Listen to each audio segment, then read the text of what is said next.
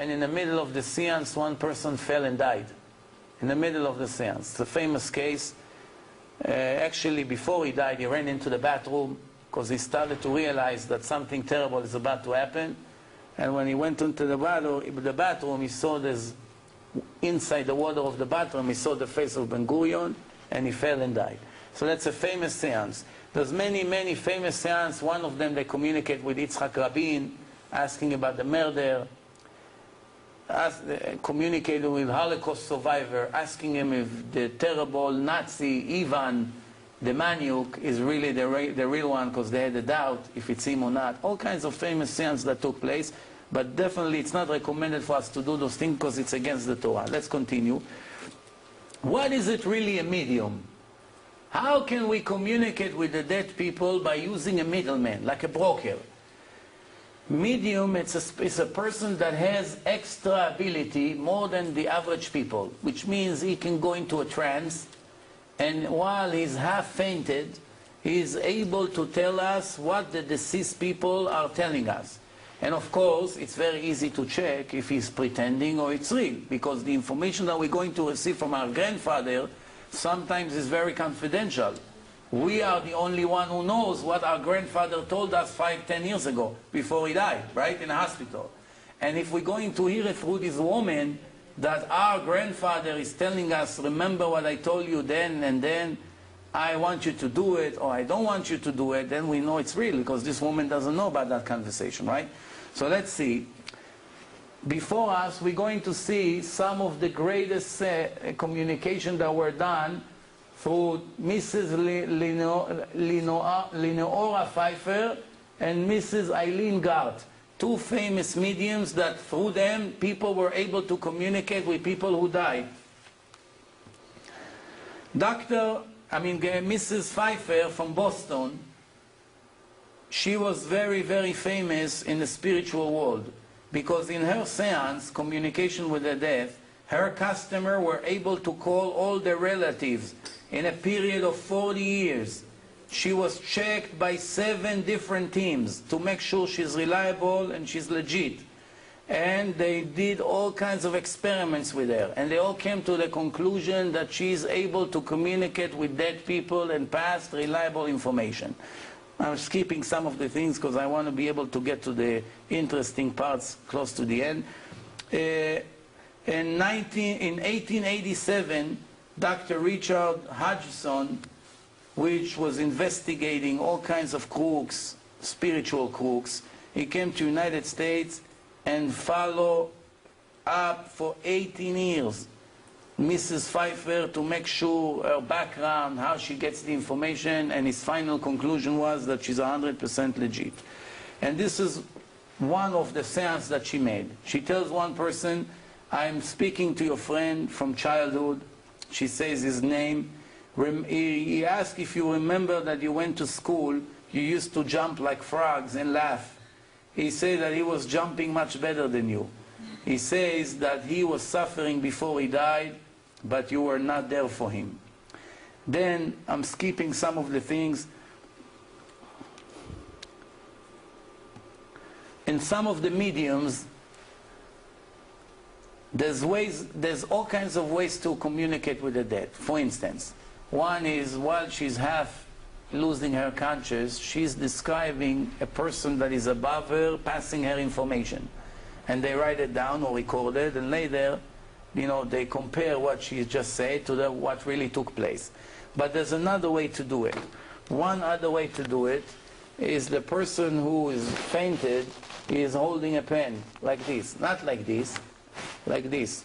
He's holding a pen while he's half asleep. And after a few minutes that they cause the spirit of people, the pen begins to move and write on a piece of paper. But remember, it's not regular writing. She's holding the pen, she's sleeping, and the pen begins to move and write something on a piece of paper. In one of the seances, guess what happened? In the middle of the seance, there were the souls of the most famous musicians, classical musicians, came and started to write their best, the most famous music that they wrote, such as Beethoven, Chopin, Debussy, Brahms, Bach, all the most famous classical music started to write the most famous music that they wrote in their life. And this woman had no knowledge about music. She didn't know how to write music. So obviously when she opened up her eyes, she saw she just wrote Beethoven, she didn't know, but they came, their spirits came and passed some of their information. A woman named Emma Conti, Italian. Emma Conti, she had spiritual power. She's receiving information from the spirit of a woman named Emily Dickinson. She won 46 awards for songs that she wrote, even though she never even went to high school. She doesn't know anything, she's an ignorant.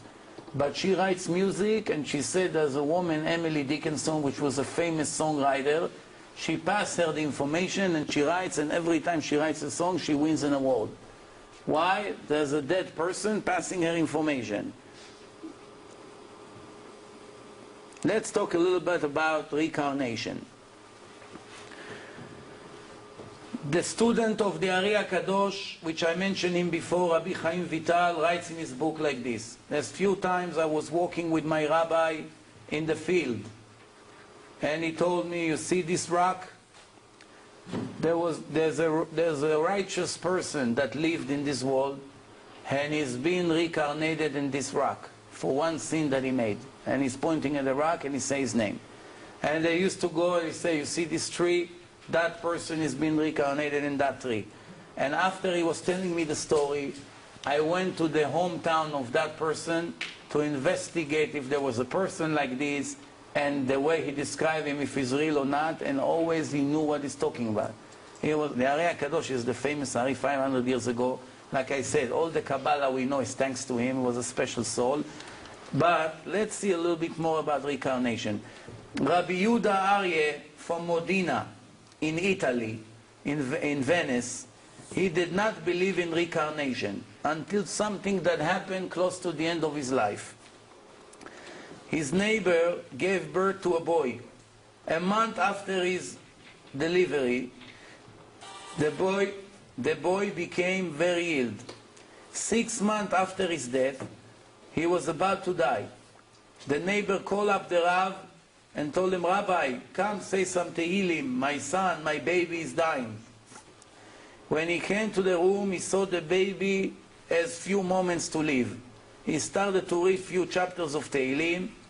The 6-month-old baby opened up his eyes and said, Shema Yisrael, Hashem Elokeinu, Hashem Echad, and died right away. 6 months old. You may say that this is a Jewish story, but there are many, many stories like this among the Goyim as well. In Portugal, one baby younger than a year old screamed one day the name of the king, Viva King Juan something, and died.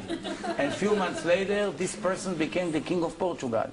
This baby came, he announced the name of the king, and he died. Now, when we open up the book of the Ari HaKadosh about reincarnation, we find something very interesting. We all know Samson, right? Samson and Delilah.